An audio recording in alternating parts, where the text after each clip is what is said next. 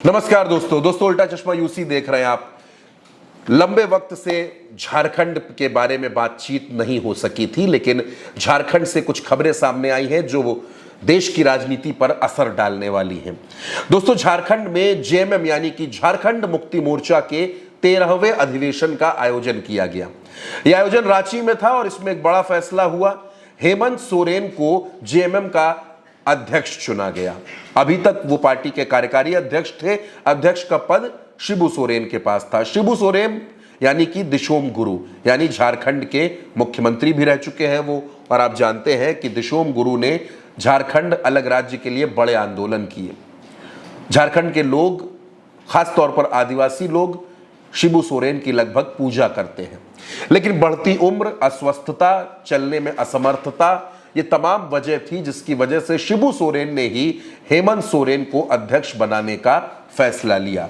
अब हेमंत सोरेन जेएमएम के अध्यक्ष बन चुके हैं, यानी पार्टी के सर्वाधिकार, सारे अधिकार हेमंत सोरेन के पास हैं। शिबू सोरेन जेएमएम के संरक्षक होंगे दोस्तों। लेकिन तस्वीर इसके आगे की है, बात इसके आगे की है।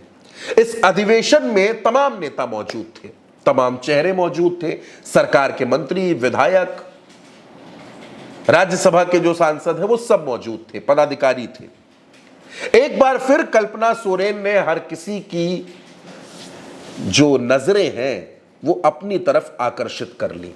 कैसे? कल्पना सोरेन ने यहां जो भाषण दिया वो भाषण बहुत ज्यादा चर्चाओं में रहा और भाषण से एक संकेत भी कल्पना सोरेन ने दे दिया। कल्पना सोरेन ने कहा कि अगर विजय मिली है, अगर जीत मिली है और ये विजय बड़ी है तो चुनौतियां भी बड़ी होंगी। जब जन समर्थन इतना मिला है तो चुनौती भी बड़ी होगी।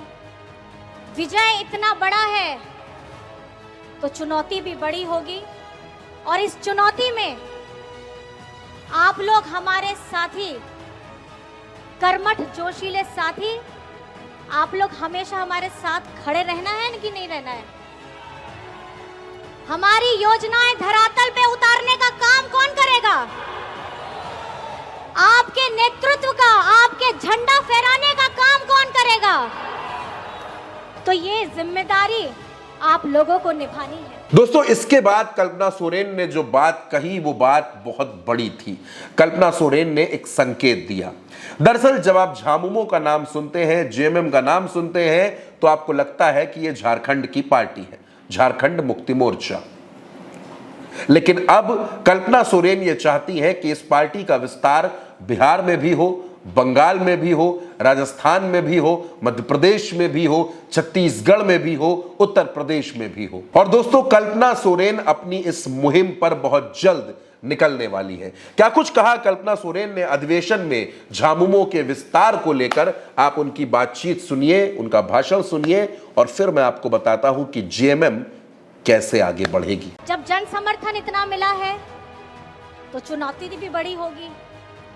विजय इतना बड़ा है तो चुनौती भी बड़ी होगी। और इस चुनौती में आप लोग हमारे साथी, कर्मठ जोशीले साथी, आप लोग हमेशा हमारे साथ खड़े रहना है कि नहीं रहना है?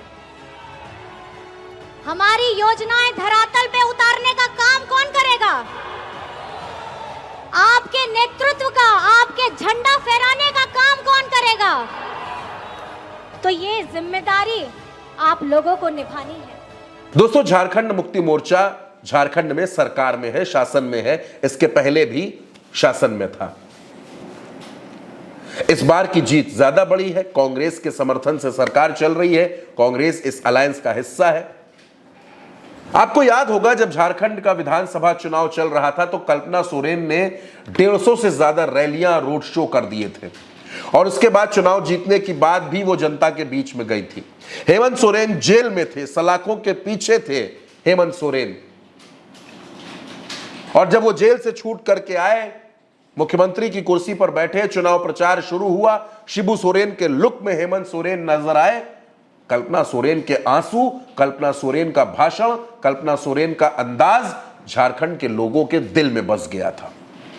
जिस तरीके से कल्पना सोरेन ने कभी आक्रामक होकर, कभी भावुक होकर, कभी रोकर, कभी हाथ जोड़कर झारखंड के लोगों के बीच में सभाएं की, हजारों हजार लोगों के बीच में रोड शो किया, उस बात से संकेत तो तभी मिल गए थे कि हो चाहे जो कुछ, लेकिन जेएमएम में फैसले अब कल्पना सोरेन ही लेंगी।